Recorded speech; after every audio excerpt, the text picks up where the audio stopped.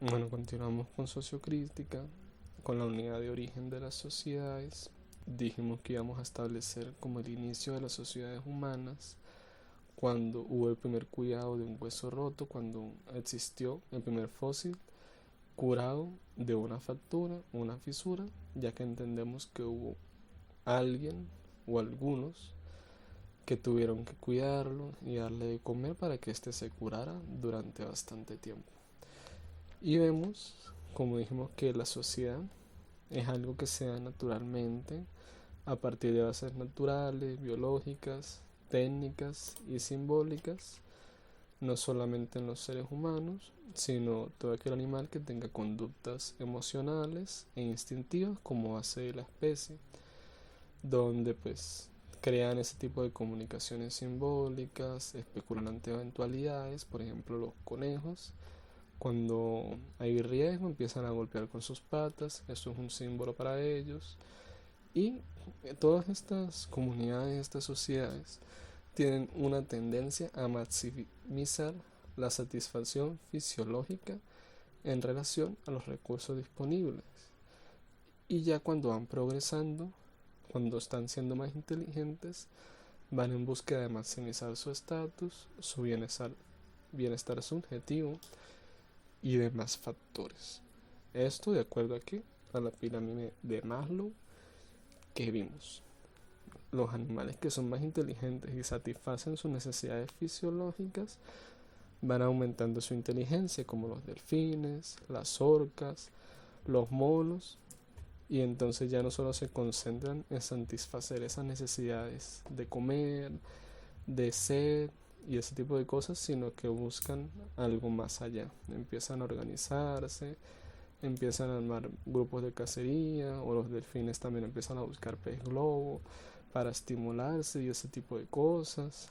Los monos incluso hay gente que dicen que hacen algunos rituales entre ellos, empiezan a pelear y todo ese tipo de cosas. ¿Por qué? Porque van aumentando su inteligencia y al tener sus necesidades de supervivencia satisfechas, pueden buscar algo más, aunque obviamente no han tenido hasta el nivel de los humanos. Dentro de estas sociedades siempre hay un principio de unidad para luchar por la existencia, para prolongar su raza, su especie, todo eso, ya que la sociedad supera el tiempo a diferencia de cada individuo. Tienen una cualidad de unidad funcional donde los intereses individuales pues están subordinados a los del grupo, lo que hablamos más o menos del bien común. Y se ha demostrado que en cada sociedad las actividades necesarias para la supervivencia se han dividido y repartido entre sus miembros de acuerdo a sus capacidades. Esto incluso con los animales, siempre por ejemplo vemos los suricatas, hay unos que están recolectando mientras hay un suricata que está mirando a ver si vienen leones o si vienen hienas y está vigilando, y esa es su capacidad. Continuamos donde están las diferentes interpretaciones de los autores, que según Aristóteles la sociedad era algo natural, que viene de la naturaleza humana, sustancial, donde incluso nos indica que es imposible comprender o interpretar a un ser humano sin tomar en cuenta la sociedad de donde provino, ya que pues a él le queda algo de su cultura y eso lo va a diferenciar de todos los demás. También teníamos después la otra que hablábamos, la filosofía contractualista, que nos dice que el ser humano es egoísta y solo se complementa a una sociedad en proporción al beneficio que puede sacar de esta. Tenemos el liberalismo, la sociedad existe porque es el resultado no planeado de la interacción entre individuos. O sea, simplemente surge y no tiene ningún factor en especial. Eso nos dice el liberalismo. Y nosotros pues vamos a decir que la sociedad es el producto natural de las capacidades del ser humano para racionar y desarrollar grupos como la familia a través de procesos mentales internos, como dijimos el convencionalismo social, que es la capacidad que tenemos de asignarle cualidades, rasgos, emociones y sentimientos a algo o a alguien. Como el ejemplo que les di, pues que no existe nada que sea bueno ni malo, ni mentira ni verdad, sino que eso lo asignamos nosotros de acuerdo a nuestra cultura, lo que hemos aprendido, lo que nos hemos desarrollado. Todo eso es una capacidad humana, una cualidad que se le está agregando.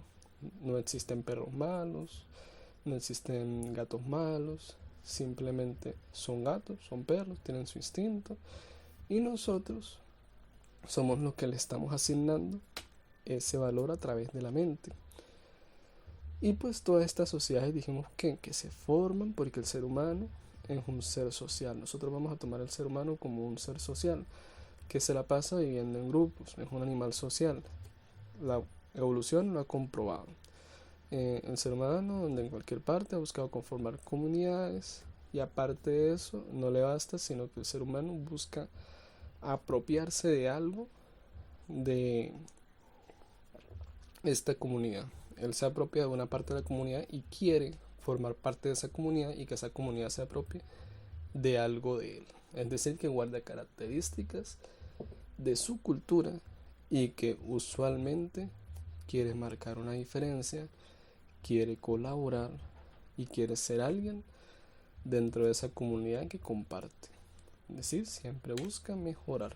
Aquí tenemos la pirámide de Maslow de la que hemos estado hablando, donde las principales necesidades están abajo, las cuales son las biológicas, después las de seguridad, que hablamos que era tener un hogar, tener estabilidad, sentirse en confort, y que estas dos primeras conformaban la supervivencia.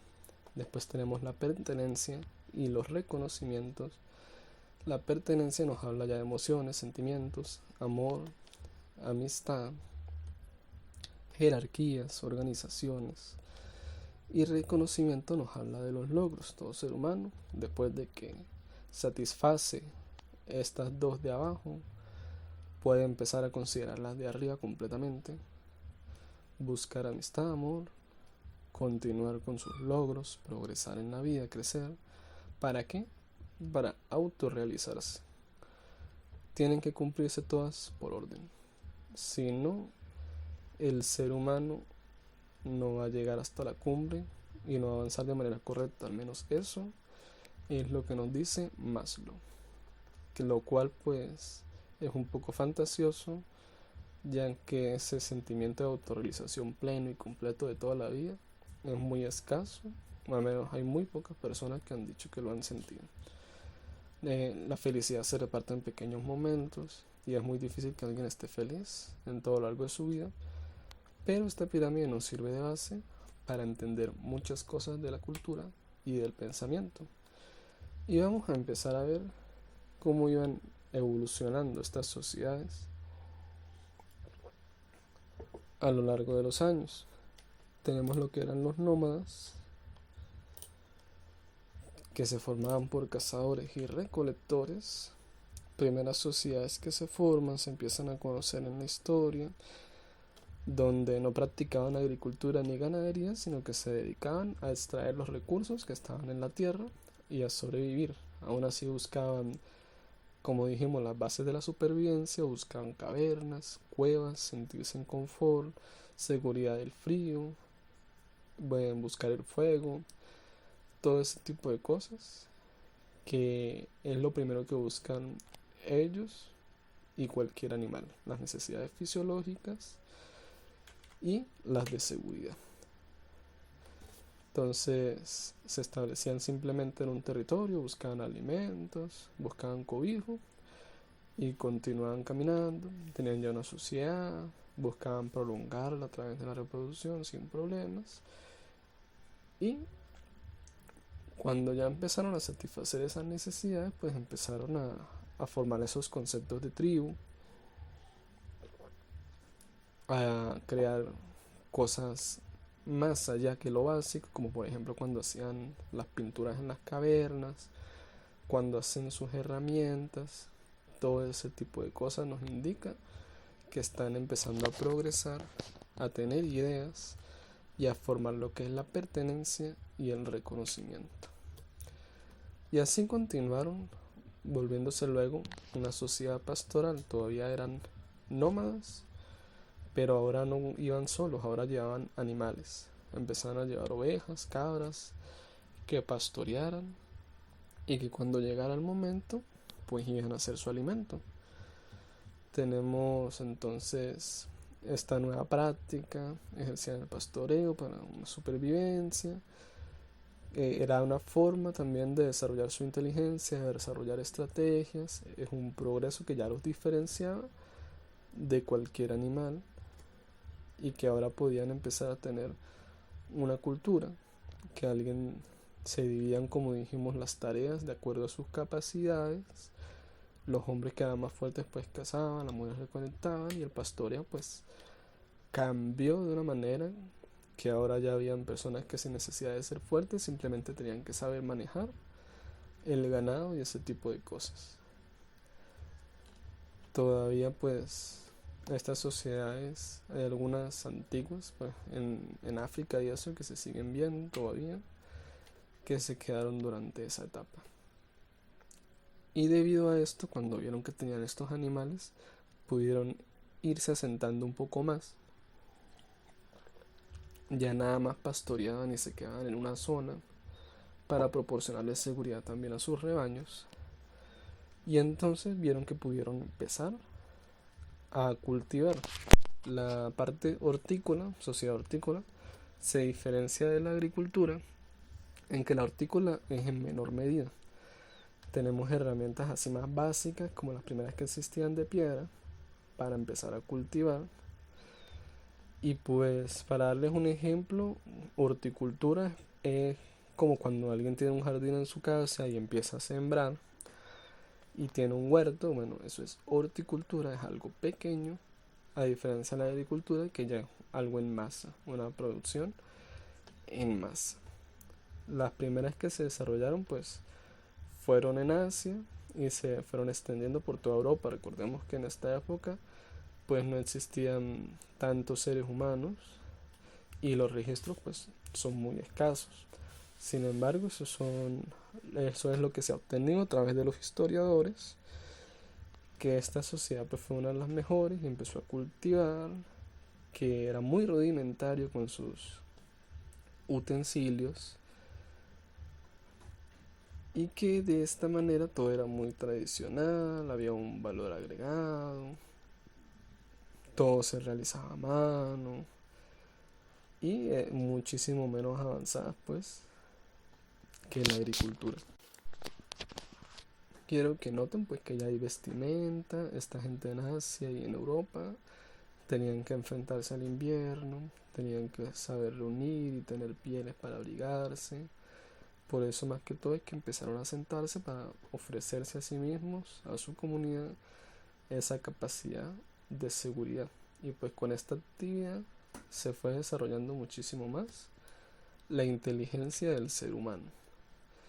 Y así evolucionaron y llegaron a la parte de las sociedades agrícolas, que aquí tenemos el ejemplo de los egipcios, con los sistemas de regado, que ahora tenían un poder animal, ya empezaban a usar los animales para ayudarse, a fabricar mejores casas, a tener comunidades más grandes, a crear muchísimo mejores herramientas a través de la piedra pulida y con el fuego incluso crear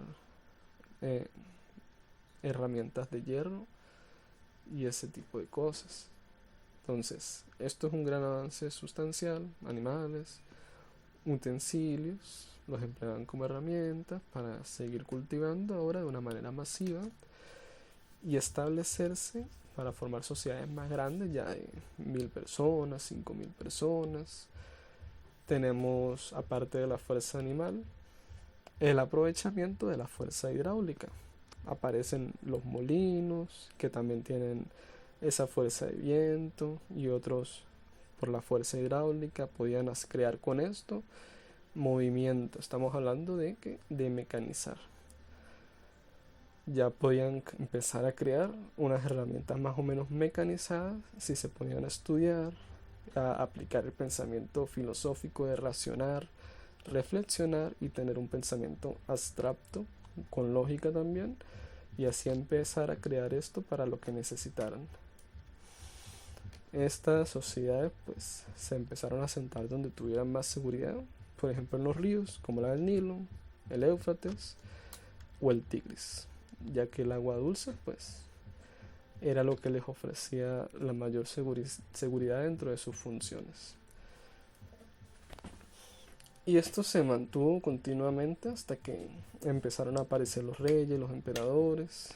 Tenemos la sociedad feudal, que como habíamos hablado también en la administración, dentro de esta sociedad medieval había un rey que, como tenía más comida, tenía mejor genética al juntarse con otra gente noble que también estaba mejor cuidada, que tenían acceso a salud, a conocimientos, a entrenamiento, que no se estaban desgastando desde chiquitos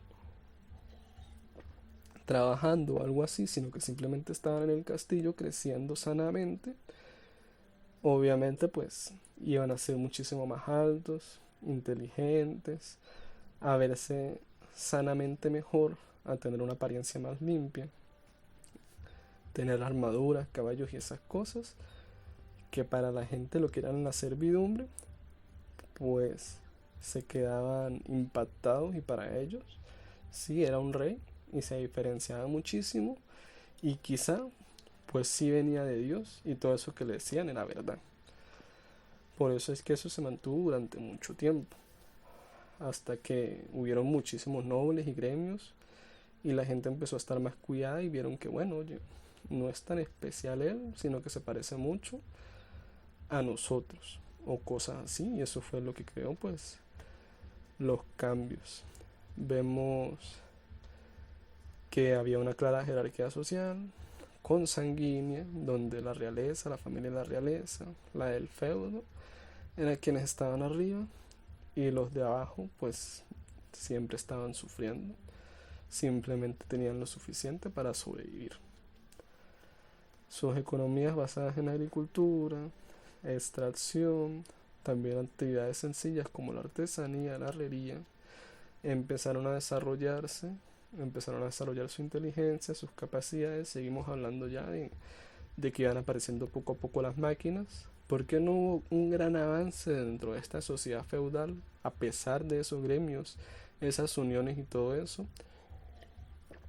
Principalmente por la iglesia, la cacería de brujas, todo eso que decían que era del diablo.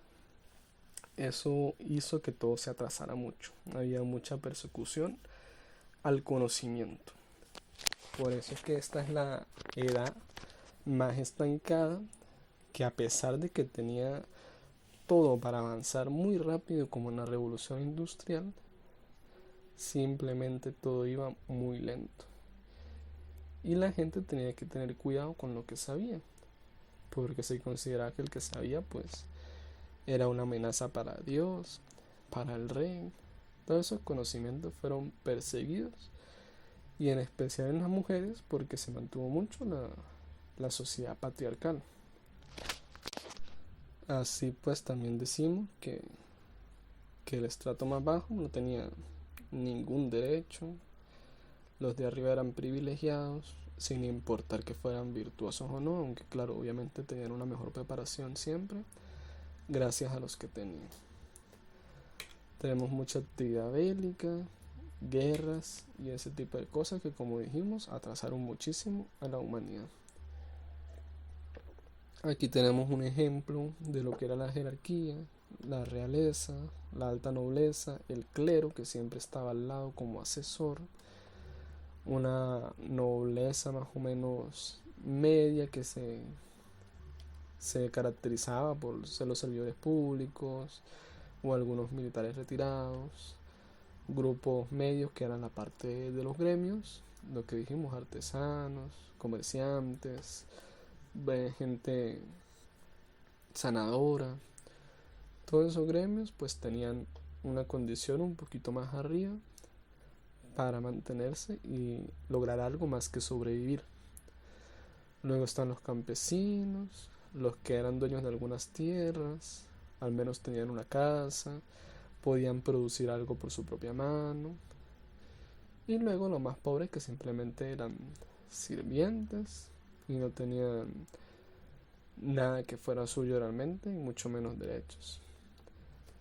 Los que vemos aquí afuera pues son los marginados, que eran los que estaban en contra de todo esto, o que incluso a veces por lepra u otras enfermedades simplemente eran excluidos totalmente de la sociedad.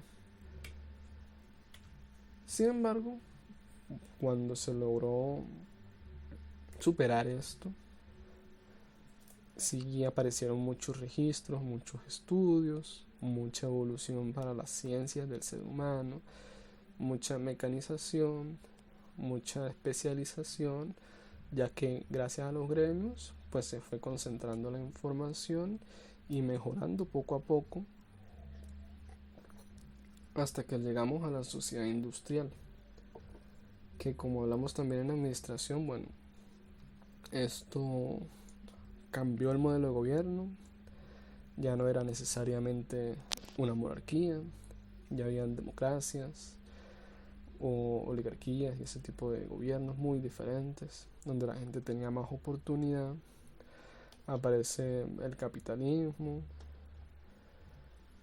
salen ciudades independientes, se forman economías que no dependen del rey, se arman posibilidades. Decimos aquí que hubo un cambio en masa en la producción, la mecanización de las actividades. Vemos ya ciudades realmente muy pobladas, contaminantes también, pero que a pesar de eso les daba una mejor calidad de vida a todos que la simple servidumbre.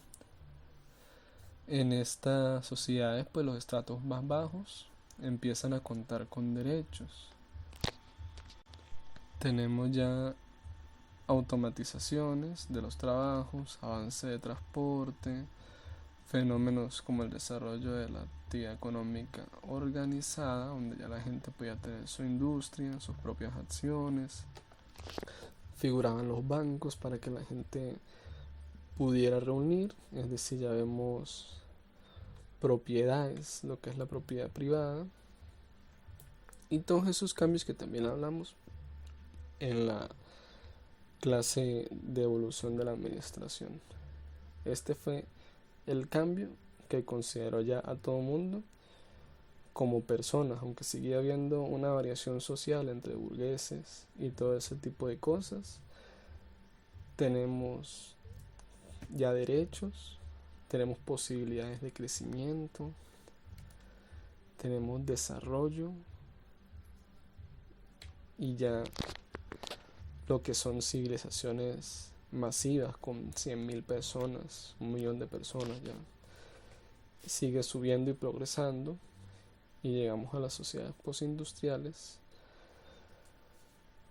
que viene con la energía, esos cambios que hablamos también en la clase pasada, nuevas formas de energía, nuevas formas de producción en serie, y nos vamos a centrar más en la parte social que en la económica. Aquí vemos que el ser humano empieza a tener muchísimo más derechos cuando empiezan a aparecer esas escuelas de psicología, de las relaciones humanas. Se empieza a considerar que el ser humano no es solo una máquina, que no es solo para trabajar, que no es solo para satisfacer sus deseos básicos, sino que trasciende y que va más allá. Cada vez pues hay más gobiernos democráticos, se empieza a estandarizar eso, que cada país tenga su autonomía, que los reyes pasen a segundo plano, no sean directamente quienes que gobiernen. En algunos países pues se mantienen como asesores, como actualmente es en España, y van mejorando los estratos de la sociedad. Ya no solo hay obreros, ya no solo hay servidumbre, sino que ya empiezan a ser personas con independencia económica, con posibilidad de estudiar, de crecer, de cambiar su mundo, de cambiar la sociedad, y sin necesidad de tener lazos consanguíneos, contactos especiales, simplemente con su esfuerzo. Vemos que siguieron creciendo las ciencias de la medicina, las ciencias de la contabilidad, las tecnologías, los ingenieros. Todo eso se empezó a centralizar en las universidades y a seguir avanzando con el progreso humano, que cada vez la sociedad era más grande, hasta llegar a lo que hemos hablado, que es la globalización, donde ya todo, pues se puede decir que es universal. Ya la información a través de los medios la sabe todo el mundo, ya no hay esa ignorancia que existía antes, que sabían algo en Europa y aquí no, que sabían algo en Estados Unidos y aquí no, no. Ahora todos tienen acceso a la información, todos tienen acceso al cambio, todos tienen acceso a participar en la economía del mundo, prácticamente hablando así. Aunque claro, hay algunos países rezagados donde todavía existe la esclavitud, donde todavía se mantienen, como dijimos, sociedades pastoriales, que es principalmente por allá en esas zonas de África o algunas tribus que se dejan por ahí como cultura de los países, pero que sin embargo pues no están dentro de esa globalización, pero siempre van a haber excepciones. Y vamos a hablarnos, a ubicarnos aquí en Venezuela, hablando sobre las sociedades indígenas de aquí, donde nos vamos a centrar en las actividades que ellos practican y nos vamos a preguntar por qué estas personas no evolucionaron igual que las personas en Europa o en Asia, donde ellos crearon herramientas de hierro, donde ellos crearon pólvora, donde ellos crearon barcos gigantes, líneas y mapas y todo ese tipo de cosas. ¿Y por qué los de la sociedad de Venezuela no? Los Yanomamis, los Puros y todo eso, los del Amazonas, los que tenían los palafitos, ¿por qué se quedaron ahí? Armaban sus palafitos, pero todo era completamente rudimentario. No hubo un gran avance. Y es que quiero que noten algo muy especial, y son las ropas de estas sociedades indígenas de aquí de Latinoamérica. Ellos no necesitaron cubrirse del frío, no necesitaron cuidarse de las temporadas. ¿Por qué? Porque aquí el clima era muy normal, simplemente o llovía o hacía calor, y en la mayoría de los casos hacía calor, que por eso tenían que estar frescos. Simplemente tenían que cazar o recolectar la comida o pescaban. No tuvieron no tuvieron un factor que les hiciera encontrarse en momentos complicados o tener una vida difícil para desarrollarse. En Europa pues tuvieron el invierno, tenían terremotos, tormentas, toda una cantidad de registros de eventos que sucedieron, tenían guerras. Y aquí no, aquí ni siquiera es una tierra donde existan muchos terremotos ni tormentas, no hay registros. O sea, los registros que hay de los terremotos y las tormentas son contados con las manos. Venezuela es un país muy seguro. Por eso es que incluso los indios de los mayas, los incas, los aztecas, crecieron muchísimo más que los de aquí. Porque es que allá en Perú y en México tenían esa guerra entre ellos y aparte tenían lo que era esa parte del páramo que hacía frío. Tenían que realizar esos cambios, tenían esa dificultad para encontrar alimento, para cazar, que tuvieron que inventarse, desarrollarse, armarse. Esas cosas los obligan a cambiar, pero los de aquí no. Vemos que los de aquí tenían pues ropa simple, taparrabos y esas cosas. Sus armas eran simplemente para cazar, no tuvieron ni siquiera guerras, no había que pelear. ¿Cómo sabemos que no tenían guerras y no tenían que pelear? Bueno, porque son los únicos que no tenían armaduras, ni siquiera escudos. Cuando las civilizaciones tienen que estar en guerra, crean cosas para defenderse, crean fortalezas, crean escudos, crean armadura, por lo menos de cuero, para cubrirse de los ataques o algo así, pero los de aquí no, estuvieron muy tranquilos, hacían cosas tejidas porque tenían mucho tiempo, hacían las hamacas, creaban estructuras muy básicas que no tenían que protegerse de fuertes vientos, que no tenían que protegerse de tsunamis, de terremotos, simplemente eran estructuras completamente sencillas para darles un techo y separarlos de la naturaleza. Así que ¿por qué no tuvieron ese avance de forjar hierro, de forjar acero, de manejar bloques, de tener arcilla avanzada? ¿Por qué no tenían nada de eso? Pues por la comodidad.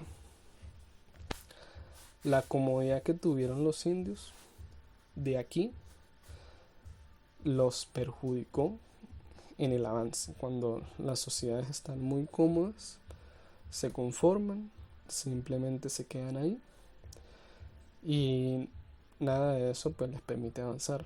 Por eso es que dicen que los tiempos difíciles crean personas fuertes y son necesarios los tiempos difíciles. Y pues los tiempos fáciles crean personas débiles. Y dicen pues que no hubo ninguna...